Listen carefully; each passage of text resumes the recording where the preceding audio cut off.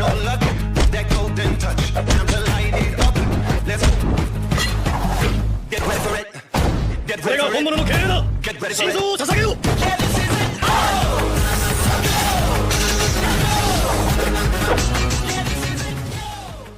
Episode के start में बरूटो कू के शरीर में उस हार्ट को देखकर एकदम से हैरान हो जाता है। इधर को बोलता है, मुझे ये फीलिंग अच्छा लग रहा है। मेरा शरीर अब ताकत से बढ़ता जा रहा है। तुम बहुत ही डेंजरस हो, हम तुम्हें जिंदा नहीं छोड़ सकते। तुम्हारे पास हार्ट आ गया इसका ये मतलब नहीं कि तुम इंसान बन गए। यह कहकर सब कू के ऊपर हमला करते हैं, पर तभी को मिसुई को अपने अर्थ स्टाइल से अटका देता है और बरूटो को बहुत जोर से अपने स्वॉर्ड से हमला करता है। मित्सुकी, तुमने मेरे साथ बहुत ही गलत किया है। मुझे लगा हम दोस्त बन सकते हैं, हम साथ मिलकर चल सकते हैं, क्योंकि हम दोनों को ही एक इंसान ने बनाया है, और तुमने मुझे ही धोखा दिया। अपने साथ मिसुई को कंपेयर मत करो, वो तुमसे बहुत अलग है। तुम्हें ऐसा लगता है? तो ये बताओ, अगर सच में मिसुई को मुझे धोखा ही देना था, तब उसने हिडन लीफ विलेज छोड़ते वक्त तुम लोगों से मदद क्यों नहीं ली? पता है क्यों? क्योंकि उसे खुशी थी अपनों से मिलकर, जो उनकी तरह ही बातें शेयर करते थे, उनकी तरह ही इमोशन रखते थे, उसकी फीलिंग को समझते थे। क्या मैं गलत बोल रहा हूँ मित्सुकी? अपना बकवास बंद करो मिसुकी, इससे कह दो कि ये सब झूठ है। बरूटो, मैं वो देखा, मैं सही था।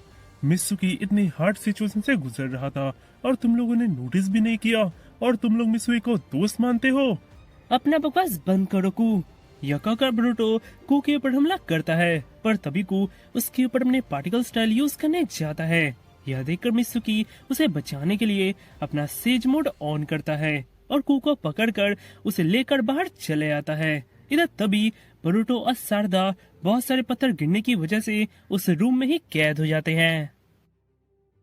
उसके बाद हमें हिडन लीफ विलेज को दिखाया जाता है, जहाँ पर शिकामारू अपने बहुत सारे आइडिया को लगाकर फ्यूडल लॉर्ड से परमिशन ले लेता है।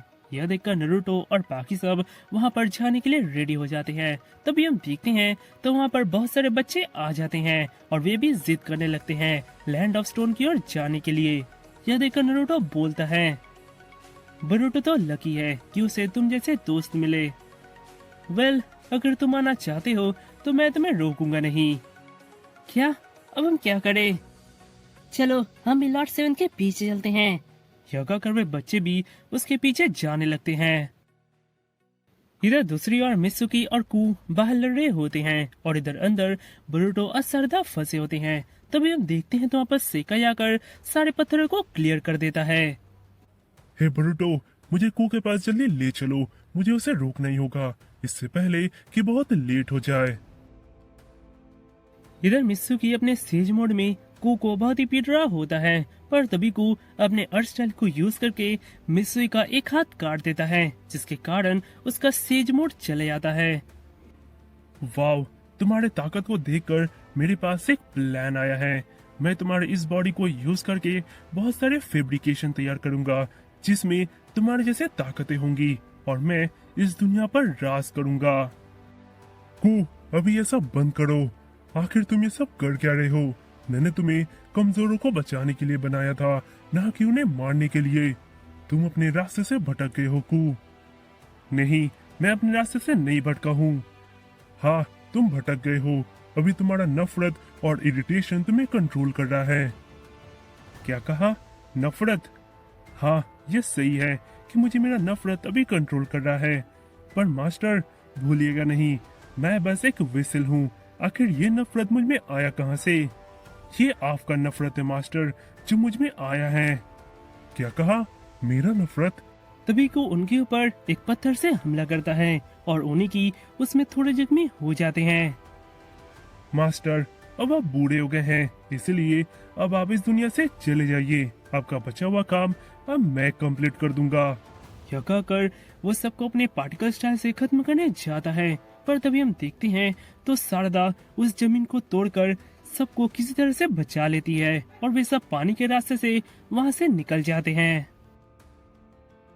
उसके बाद हमें ओनिकी का एक पास दिखाया जाता है, जहाँ पर ओनिकी एक पत्थर को अच्छे से साफ कर रहे होते हैं। तभी हम देखते हैं तो वहाँ का उस टाइम का सूचिका आता है।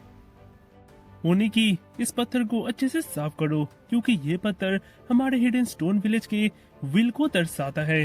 ये बहुत ही अनमोल है हमारे लिए। पर ओल्ड मैन, ये तो मुझे एक नॉर्मल पत्थर जैसा लगता है, ये तो अनमोल कहीं से भी नहीं लगता। हाँ, तुम सही कह रहे हो, ये पत्थर अनमोल तो नहीं है। हे ओल्ड मैन, ये आपने क्या किया?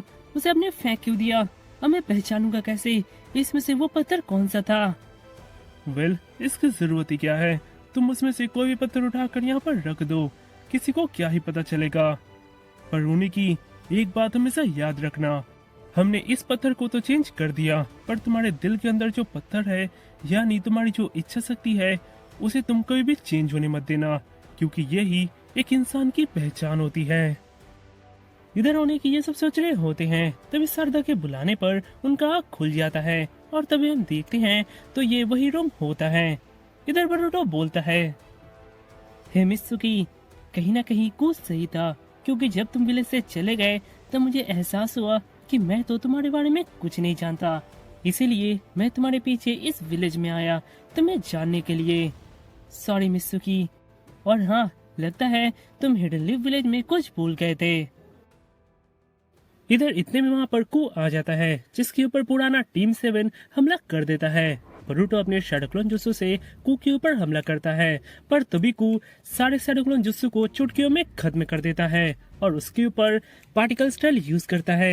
यह देखकर सरदा और मित्सुकी उसके ऊपर फायर स्टाइल जुत्सु और लाइटनिंग स्टाइल यूज करता है, जिससे कू का जुत्सु वहीं पर टूट जाता है और तभी वे जल्दी से आकर उसका हाथ बहुत तेजी से पकड़ते हैं और तभी वहाँ पर बरूटो आकर अपना रासिन गन उसके ऊपर हमला करता है और तभी हम देखते हैं तो उसके कारण उसका हार्ट पूरी तरह से डिस्ट्रॉय हो जाता है।